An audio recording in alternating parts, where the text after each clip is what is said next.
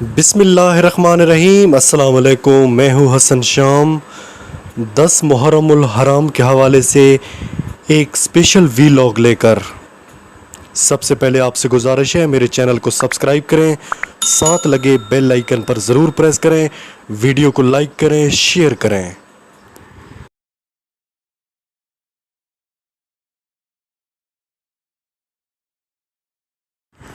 آج 10 محرم الحرام، جسے یوم عاشورہ کہا جاتا ہے، اسلامی تاریخ میں یہ دن بڑی اہمیت کا حامل ہے۔ یوں تو اس دن بڑے واقعات پیش آئے اور قیامت بھی اسی دن قائم ہونی ہے، مگر جو سانحہ 10 محرم 61 ہجری کو پیش آیا، جب محبوب خدا محسن انسانیت حضرت محمد صلی اللہ علیہ وآلہ وسلم کے نواسے حضرت امام حسین رضی تعالیٰ عنہ کو خاندان سمیت کربلا کے میدان میں شہید کر دیا گیا۔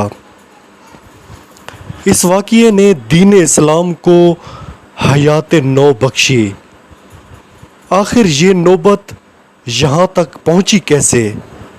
آخر وہ محرکات کون سے تھے کہ امام حسین نے اپنا شہر مدینہ چھوڑ کر عورتوں بچوں سمیت کربلا میں جا کر ڈیرا لگایا؟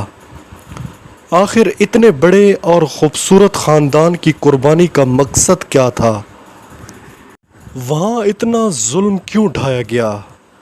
جس خاندان کے حوالے جنت کر دی گئی، وہ جنت جس کا بار بار قرآن میں ذکر ہے، اسی جنت کے لیے انسان زندگی جیسے امتحان سے گزرتا ہے۔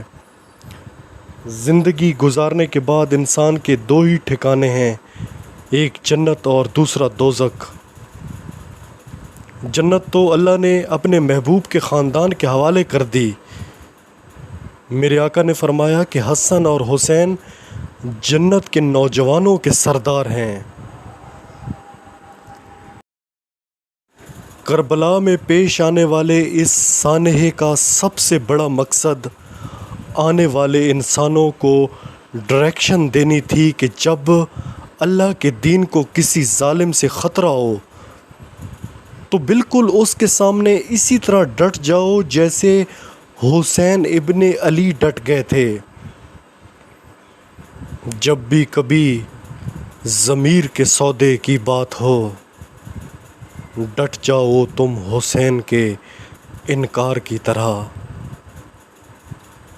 اس واقعے کا سب سے بڑا پیغام ہی یہی ہے کہ تمہارا ضمیر تمہاری طاقت ہے۔ جب ضمیر ہی مر جائے تو انسان آدمی کے درجے سے بھی نیچے پہنچ جاتا ہے، اور نچلا درجہ درندگی ہے، صفاکی ہے، جو اللہ کی خوشنودی سے دور کر دیتی ہے۔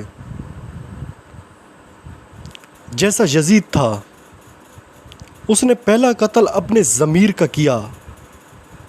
اسے اتنا احساس نہ ہوا کہ یہ جو گھرانہ ہے یہ کتنی رفتوں کا مالک ہے، مگر اس کے باوجود اس نے یہ ظلم ڈھایا اور ظالموں میں شامل ہو گیا۔ امام حسین نے اپنا سر کٹا دیا مگر اپنے ضمیر کا سودا نہیں کیا۔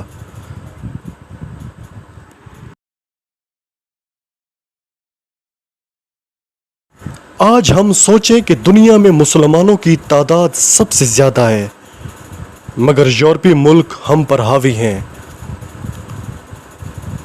ہماری خودداری کو ہم سے چھین کر ہمیں اپنا غلام بنا کر رکھنا چاہتے ہیں، اور ہم بڑی آسانی سے اپنی غیرت، اپنی خودداری کا سودا کر رہے ہیں۔ ان کا اصل مقصد اسلام کو نقصان پہنچانا ہے۔ جب بھی ایسا ہوا تو اللہ اپنے غیرت مند بندوں کے ذریعے اسلام کے دشمنوں کے راستے میں رکاوٹ ڈالتا آیا ہے۔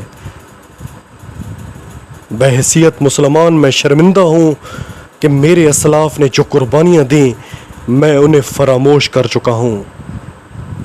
میں فرقوں میں بٹ چکا ہوں، میں انتہا پسندی میں الجھ چکا ہوں۔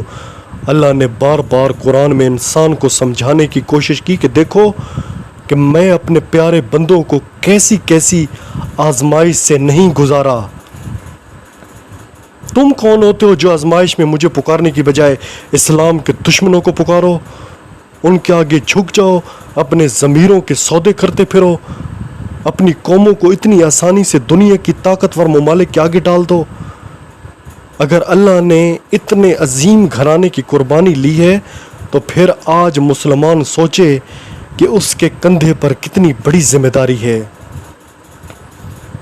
زندگی ہر دور میں امتحان تھی اور ہوگی۔ ہم یہ نہ سمجھیں کہ بنگلے، گاڑیاں، پیسہ، عیاشی زندگی ہے، نہیں، بالکل نہیں۔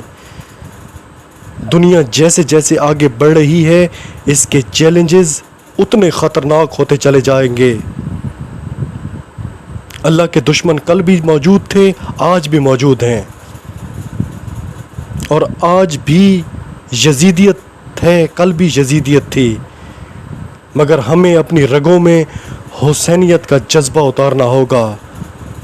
اگر وہ جذبہ نیازوں، دیگوں اور سبیلوں سے نکل کر دلوں میں اتر جائے تو آج کے یزید کو مات دی جا سکتی ہے۔ آج کی دنیا دولت کے گرد چل رہی ہے۔ ڈالروں کے ذریعے ضمیروں کو خرید لو، غیرت کو ختم کر دو، ایک دوسرے کے دلوں سے احساس چھین لو۔ دور یزیدیت کا سب سے بڑا مسئلہ یہی تھا کہ وہاں حلال اور حرام کی تمیز کو ختم کیا جا رہا تھا۔ آج بھی وہی دور ہے کہ ہم حلال اور حرام کی تمیز بھول کر نہ جانے کیسے کیسے کارنامے سر انجام دے رہے ہیں۔ اگر آج کے وقت کے یزید کو شکست دینی ہے تو دلوں میں، عمل میں حسینیت کا جذبہ اتارنا ہوگا اور حق کا ساتھ دینا ہوگا۔